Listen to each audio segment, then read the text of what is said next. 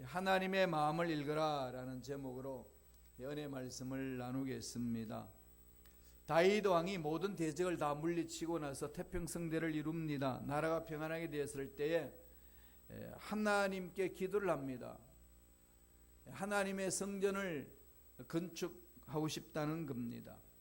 뭐라고 고백했나 하면은 나는 백향목궁에 가는데 하나님 임재하시는 그 법궤는 천막 가운데 있구나. 장막에 있다는 거죠. 그래서 나단 선지자에게 다윗은 자기의 그 마음을 전합니다. 그러니까 나단이 너무 기특하잖아요. 선지자가 왕이 그러니까 사람들이 힘들고 어려울 때 울고불고 부르짖는데 이 다윗은 힘들고 어려운 거 다 지나가고 좋은 일들이 막 펼쳐지고 일명 꽃길이 열리고 있는 그 상황 속에 하나님의 성전이 이제 마음판에 새기지기 시작했습니다. 장막에 있는 법궤, 이 성전을 지어서 모셔야 되지 않느냐, 이 마음이 생긴 거예요. 나단이 그 얘기를 듣고 그럼 왕이 원하는 대로 하십시오, 마음에 향하는 대로 행하십시오라고 이야기를 해주고 집에 돌아와서 잠을 자는데 그날 밤에 그 나단 선지자에게 하나님 말씀이 임합니다. 야, 나 다윗에게 가서 말을 전해주라. 내가 언제 내가 살 집을 지어달라고 그랬냐. 이 말을 이제 던지라는 겁니다. 내가 이스라엘 백성들하고 같이 있었지, 내가 집이 없어서 내가 집을 지어달라고 한번 해본 적이 있느냐? 그렇지 않지 않느냐. 다윗에게 이 말을 전하라는 겁니다. 그 사무엘하 7장 7절에 보면은 어느 지파들 가운데 하나에게 내가 말하기를 너희가 어찌하여 나를 위하여 백향목 집을 건축하지 아니하였느냐 말한 적이 있느냐는 겁니다. 한 번도 없다는 거죠. 그래서 하나님은 나단 선지자에게 다윗이 지금 성전 짓기를 원하고 있는데 나 강요하지 않는다. 내가 성전을 안 지었다고 내가 책망하는 것도 아니다. 그것을 전해주라는 겁니다. 그렇게 했지만은 하나님은 그 다윗의 마음을 다 받으시고 다윗에게요 엄청난 축복을 약속을 합니다. 이 내용을 쭉 묵상해 보면서 우리가 깊이 깨달아야 될 것은 아버지 마음이 어디에 있느냐는 거예요. 우리는 무조건 교회에 와서 열심히 헌신하는 것 자체만이 아버지 마음이라고 착각할 수 있습니다.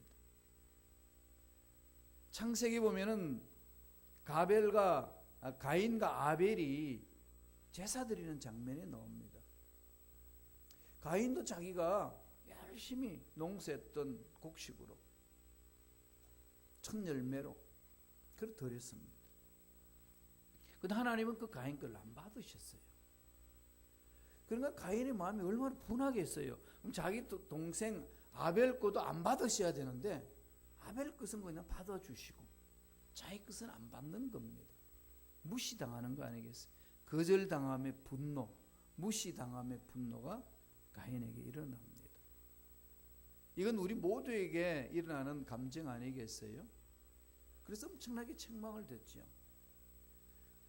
그러면 가인이 그 책망 들을 수밖에 없는 짓을 어떻게 했냐면은 하나님이 얄미운 겁니다. 왜? 차별을 두시느냐는 거지. 그러니까 하나님을 괴롭히는 방법이 딱 하나 발견한 건 뭐겠어요?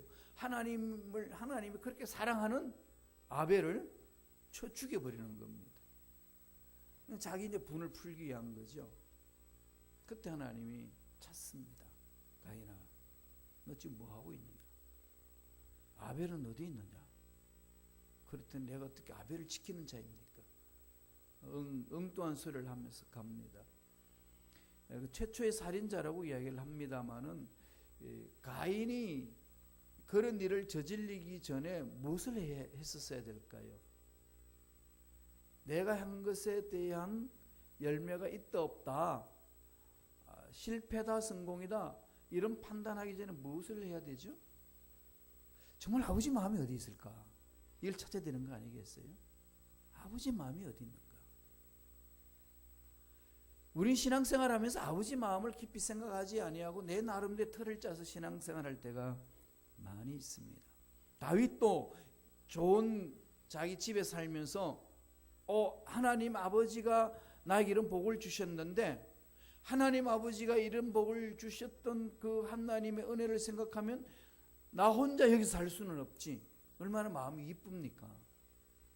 아버지가 사시는 임재하시는 그 법궤를 장막에 둘 수는 없지 않느냐. 성전을 지어서 모셔 드려야 된다라고 하는 것이 다윗의 마음이었어요. 그런데 막상 하나님 아버지 마음은 그게 아니었습니다. 우리 신앙생활에 있어서 정말 중요한 부분이죠. 나를 향하신 아버지 마음이 어디에 있고 우리 교회 공동체를 향한 아버지의 마음이 어디 있는지를 늘 우리는 말씀과 함께 내 삶을 이렇게 살펴봐야 합니다. 내 마음을 점검해 봐야 되는 거죠. 하고 있는 모든 일에 있어서 하나님이 원하시는 마음이 어디 있을까? 그렇지 아니하면은 그냥 우리가 어떤 일에 끌려다니기가 참 쉽습니다.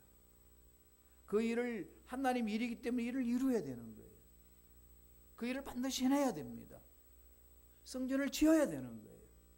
그런데 그 일을 하면서 아버지 마음을 잃어버리면은 그 일을 이루어야 된다는 생각 때문에 나도 상처받고 너도 상처받고 서로 상책이 내면서 하나님이 일한다는 명목하에 서로 아픔을 주면서 주저앉을 수밖에 없는 상황으로 몰고 갈 수가 있습니다.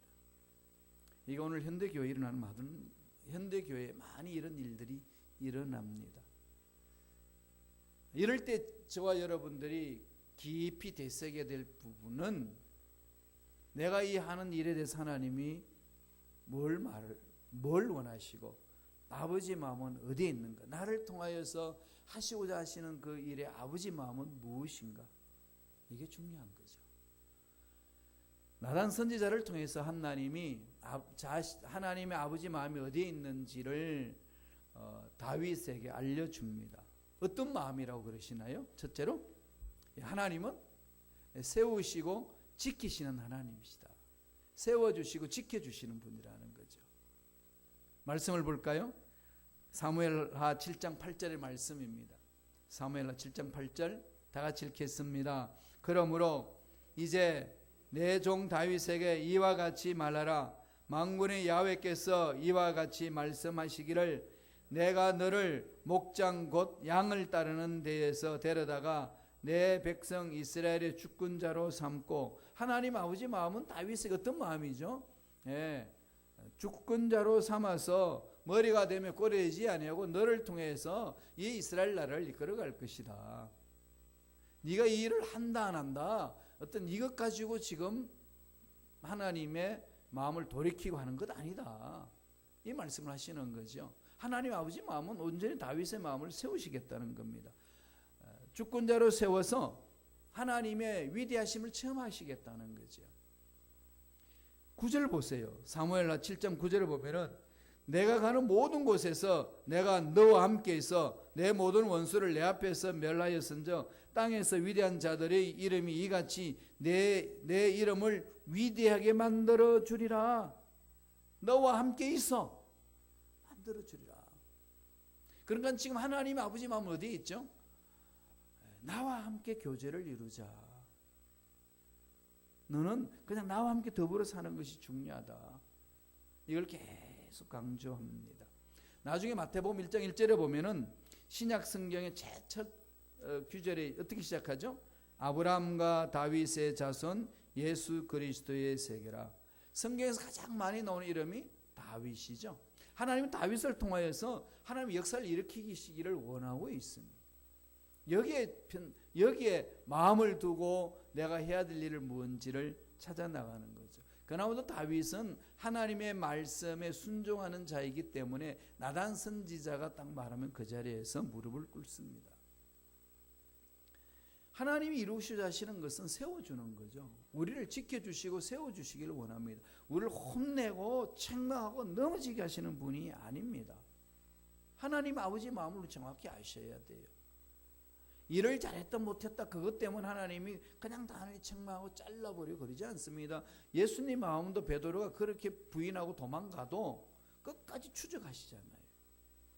저주까지 하면서 도망갔던 베드로 부활하신 후에 베드로가 실망하고 낙심하고 그냥 자기 일터로 가가지고 이젠 주님 뒤를 따르지 못하겠다고 낙심했던 그 베드로에게 나타나서 뭐라고 그러십니까?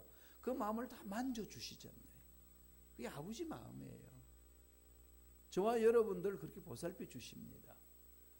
그래서 이민생활 하시면서 지치고 힘들고 어렵고 또 계획대로 일들이 안 이루어져서 낙심하고 또 절망할 수 있고 원대로 이루어지지 않는 모습 속에서 내가 이 모양 이 꼴이냐 이것밖에 안 되냐 이럴 때 하나님은 너는 왜 그 모양 그 꼴로 사냐. 세상 사람들은 그런 눈초로 보려는지 몰라도 하나님은 그런 마음 아니셔요. 난 너를 사랑한다. 난 너를 품는다. 난 네가 일어서기를 원한다. 늘 하나님 아버지 마음은 그 마음이셔요. 다윗은 아버지의 마음을 얻기 위하여서 아버지가 사는 하나님이 사시는 집을 건축하려고 했더니 하나님은요 이런 말씀을 합니다. 사무엘하 7장 11절 보세요. 하나님이 전해주시는 말씀이에요. 다 같이 읽어봅니다. 전에 내가 사사에게 명령하여 내 백성 이스라엘을 다스리던 때와 같지 아니하게 하고 너를 모든 원수에게서 벗어나 편히 쉬게 하리라.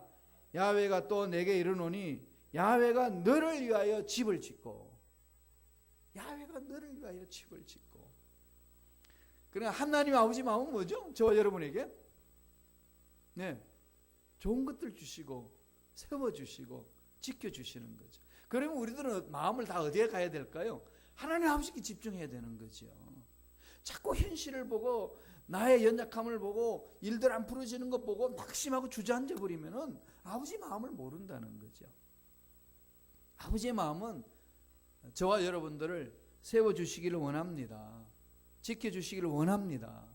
그거 다 아는 상식이지만은 막상 문제 앞에 들었으면은 꼭 하나님으로부터 버림을 당한 것 같고 하나님이 나에게는 전혀 관심이 없는 것처럼 느껴질 때가 얼마나 많습니다. 이럴 때마다 하나님이 다윗에게 보여주신 이 말씀 마음판에서 새겨놓으시고 잊지 마십시오. 제일 좋은 방법 뭐라고요? 날마다 말씀을 암송하고 암송한 말씀을 마음판에 새기고 자꾸 엎드리는 겁니다. 결국은 다윗을 통해 가지고 하나님 위대한 일들을 이루시잖아요. 하나님의 역사는요 아무도 방해 못해요. 세상이 아무리 악해오고 세상이 아무리 하나님을 대적해도 하나님의 계획을 세우시고 역사 수레바퀴를 돌리시는 것을 막을 자는 아무도 없습니다. 그게 하나님의 역사를 안다면은 우리들이 어떤 상황에 처했든지 어디로 가야 될까요? 아버지 마음을 읽어보는 거죠. 아, 하나님은 나를 세우시길 원한다. 나를 지켜주시길 원하신다. 이걸 다윗에게 전해주라는 겁니다. 오늘 저와 여러분에게도 동일하게 하나님 말씀하고 있습니다. 교회 이전 우리가 계획하고 준비하는데 여러 가지 생각들이 나오시지 않나요? 어떻게 하나 나는 그걸 할 수가 있을까? 내가 뭘 도움이 될까? 또 내 살고 있는 집에서 교회까지는 먼데 갈 수가 있을까? 아예 그냥 접어버리고 다른 데 가야 되나? 별 생각들이 다 있으시지요. 그럴 때 하나님께 이렇게 마음을 내려놓으시고 하나님이 정말로 원하시는 게 뭔지 물어보세요. 이게 정말로 우리 삶에 있어서 중요한 부분들입니다. 하나님의 마음은 네가 어떤 상황 어디에 있든지 나는 너를 세우기를 원하노라. 지켜주기를 원하노라. 그것을 말씀하는 거죠. 두 번째로 하나님의 아버지의 마음이 무엇인지를 나단을 통해서 하시는 말씀은 사랑하신다는 거예요. 사랑하시는 아버지 마음. 사랑하시는 아버지로 찾아주시겠다는 겁니다. 한번 보실래요? 사무엘하 7장 14절입니다. 다 같이 한 목소리 천천히 읽습니다.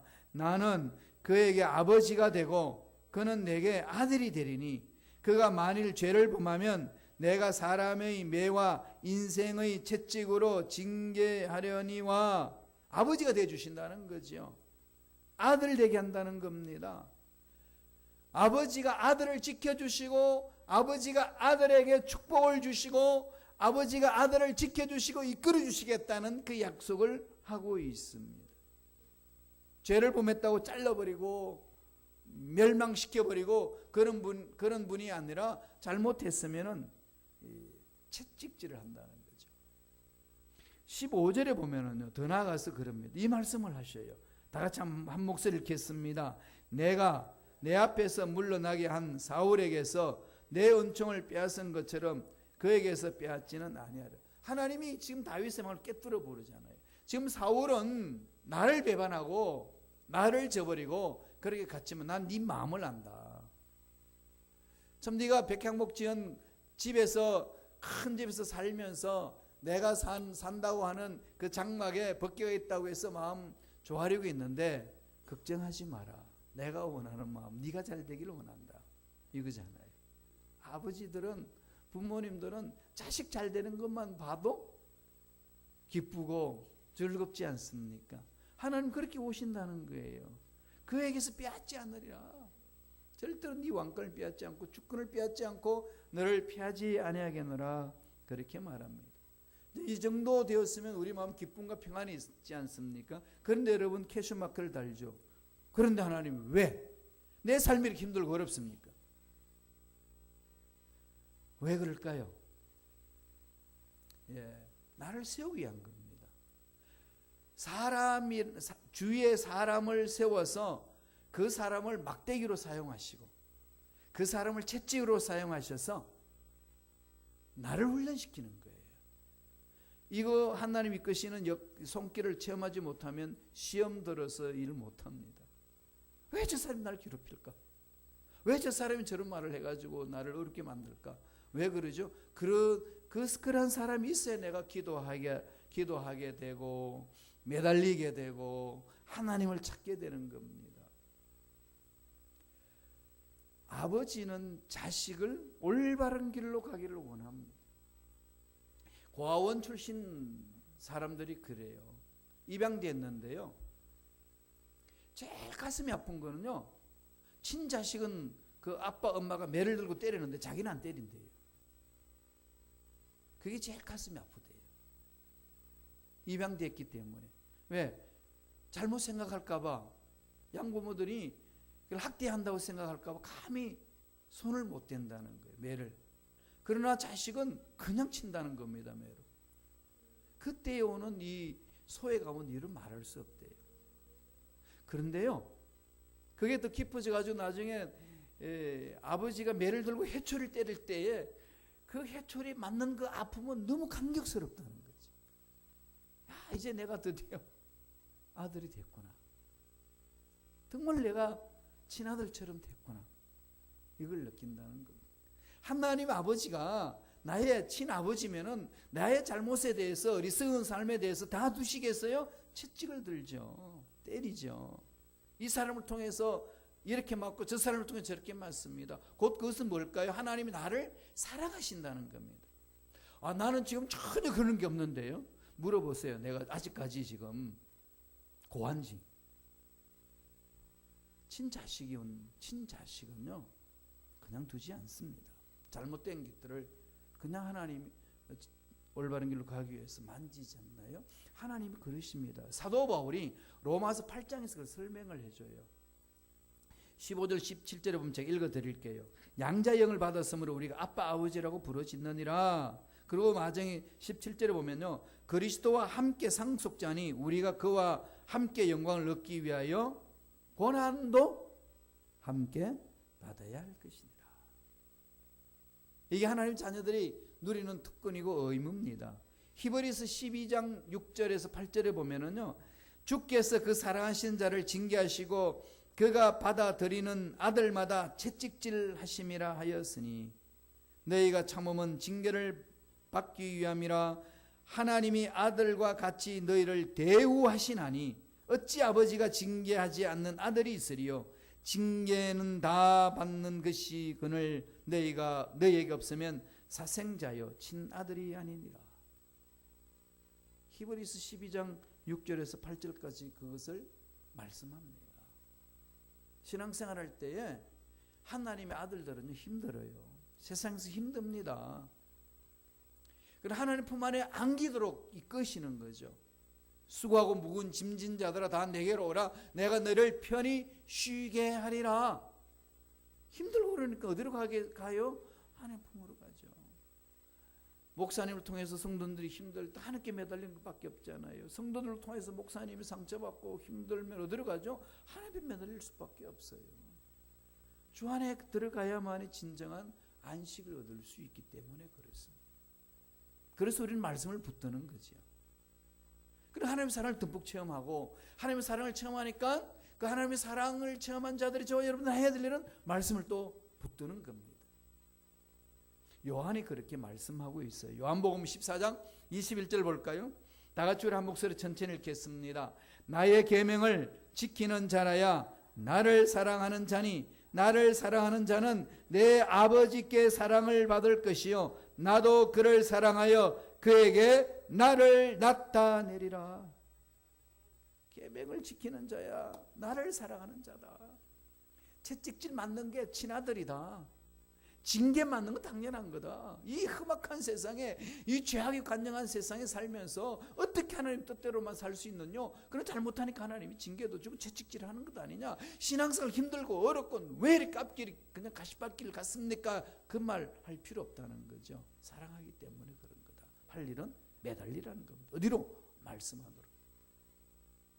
바로 그게 아버지 사랑을 체험하는 것이라고 이야기를 합니다. 초신자 때는 이러한 채찍과 징계를 잘 내리지 않으셔요. 한 3년 정도. 그래서 3년 예수 믿고 나서요. 초신자들 3년 동안에요. 거의 다 응답받습니다. 그걸 가르쳐 주셔야 돼요. 다 하나님이 그냥 어린애 젖먹이듯이 그러잖아요. 여러분 어린애 젖먹을 때 그냥 뭐 고기 못 먹는다고 두들겨 패나요?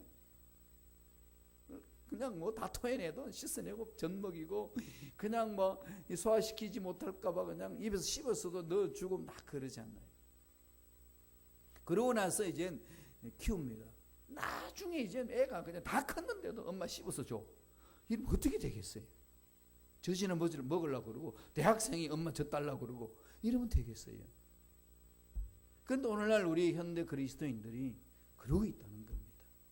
이제 청년이 됐고 대학생이 됐으면 스스로 서야지. 말씀 안에서 두들겨 맞고 채찍질 맞으면 왜 맞는지를 알아야지. 아버지가 사랑하니까 그런 거다. 그게 아버지의 사랑, 마음이다. 이것을 나단을 통해서 하나님이 다윗에게 전해주라는 겁니다.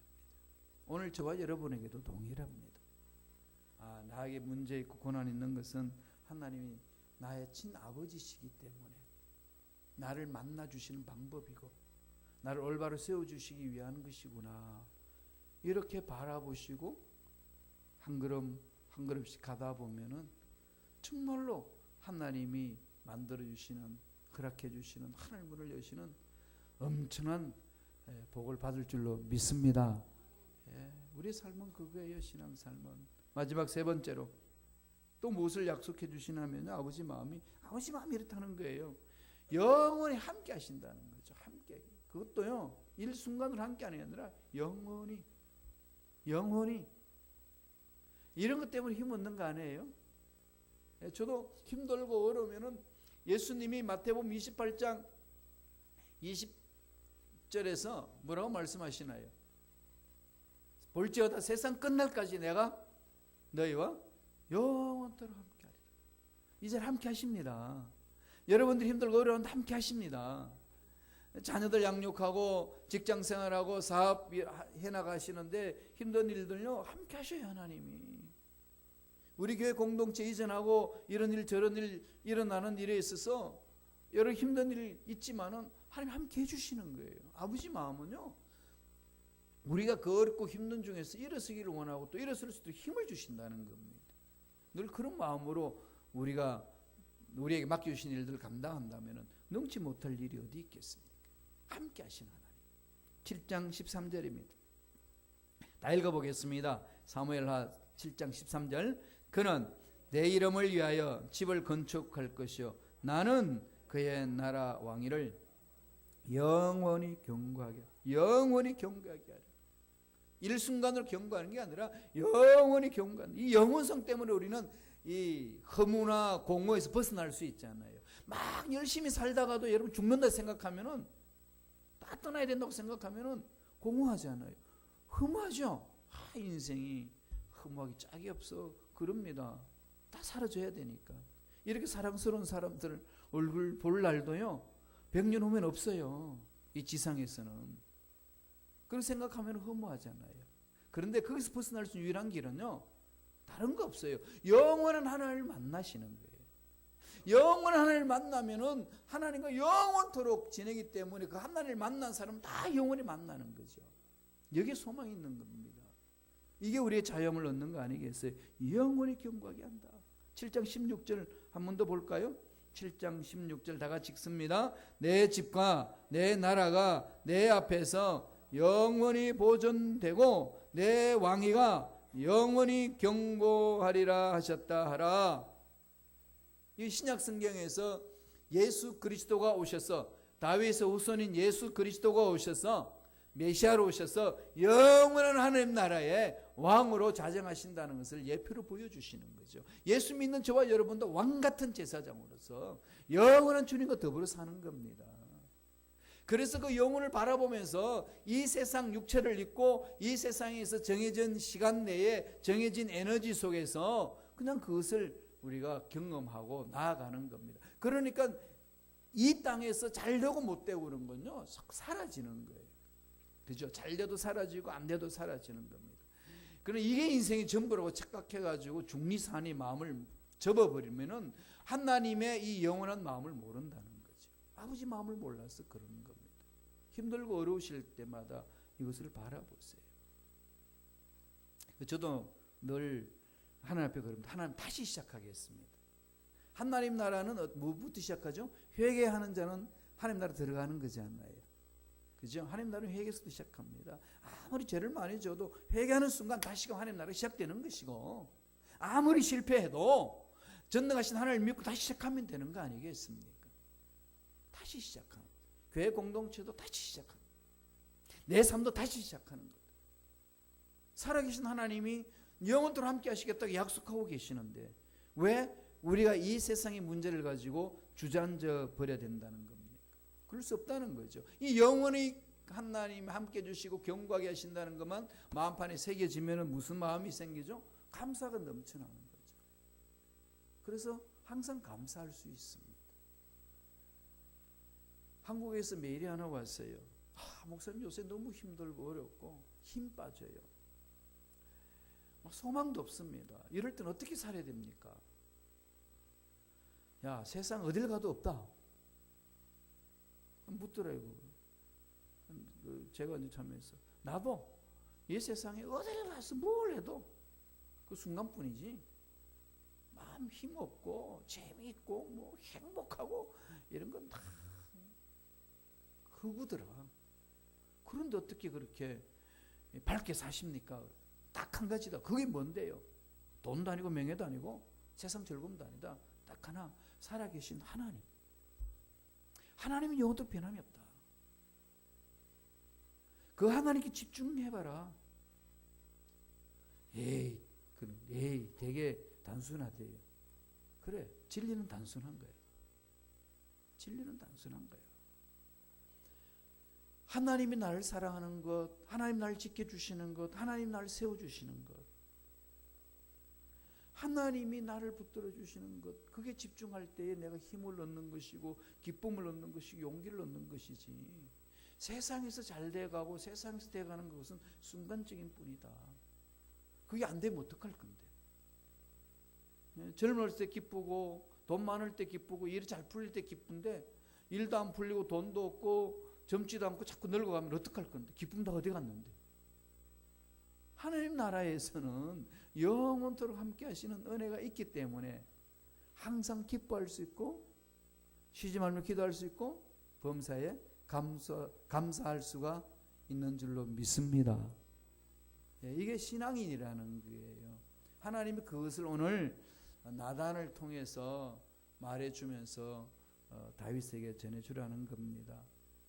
다윗에게 세 가지를 약속하는 거죠. 너의 집이 영원히 서리다. 너의 왕국이 영원히 서리다. 보좌가 영원히 서리다. 씨라고 그랬는데 씨가 누구죠? 예수 그리스도 메시아 아닙니까? 메시아가 오셔서 모든 죄악들을 다 씻어버리고 멸해버리고 영원한 하나님 나라를 너에게 주실 것이라. 그게 오늘 우리도 예수를 믿음으로 그 영원한 세계에 들어가는 것 아니겠습니까? 우리 교회 2025 프로젝트를 지금 진행하면서요, 내가 이 일에 참여하느냐 못하느냐, 할 수 있느냐 없느냐, 힘들다 힘들지 않다, 이거 따지지 마시고 하나님이 무슨 일을 하기를 원하시나, 하나님 나를 생명을 주셔서, 나에게 생명을 주셔서 무슨 일을 하기를 원하시나, 여기 집중하시기 바랍니다. 그래야 우리가 일어설 수 있고요, 그래야 하나님 일을 감당할 수 있습니다.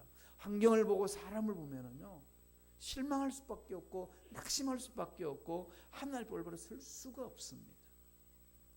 그렇잖아요. 열심히 신앙생활하다 떠나는 사람이 있고, 열심히 함께해서 충성했다 했던 사람들이 그냥 속 놔버리고 빠이빠이 하는 사람들이 막 일어나지 않나요? 그 사람들 말 듣고 같이 의사 하려고 그랬는데 안 됐다, 그게 마음이 뺏겨가지고 주저앉아 버리면은 하나님 일을 하겠어요? 예. 예수님도 12명의 제자를 그렇게 목숨 바쳐 양육했는데 가룟유다 한 명은 배반해서 죽어버렸어요. 왕이신 예수님도 제자를 키우는데 한 명을 잃었습니다. 그 아버지 예수님 마음이 어떠하겠습니까? 찢어지시겠죠. 예, 찢어지는 반면에 또 우리에게는 엄청난 위로입니다. 아, 예수님도 놓치시는구나. 예수님도 놓치시는구나. 왜냐하면은요, 본인이 그 은혜 속에 안 들어오고 그 자유를 그 악한 것들로 사용해 버리면은 영적인 세계 속에 들어올 수가 없다는 겁니다. 이건 우리 모두에게 적용되는 거예요. 그러니까 우리가 여기에서 나아갈 수 있는 유일한 길은 하나님께 집중하는 거죠. 하나님께. 아버지 마음을 잃고 아버지가 우리를 통해서 하실 일이 무엇인지를 늘 마음에 새기는 겁니다. 어떤 마음이죠? 우리를 세워주시고 지켜주시는 분이십니다. 우리를 사랑하시는 아버지 하나님, 아버지셔요. 그래서 징계가 있고 채찍이 있습니다. 그 한순간은 끝나는 것이 아니라 영원히 보존해 주시겠다고 약속하고 있습니다. 그래서 이겨내는 거예요. 하나님을 바라보고 이 아버지의 마음을 깊이 깨닫고 체험하셔서 지금 힘들고 어려운 상황들을 잘 극복하는 일꾼들이 되시길 간절히 축원합니다. 기도하겠습니다. 하나님 아버지, 감사와 찬양을 드립니다. 오늘 우리에게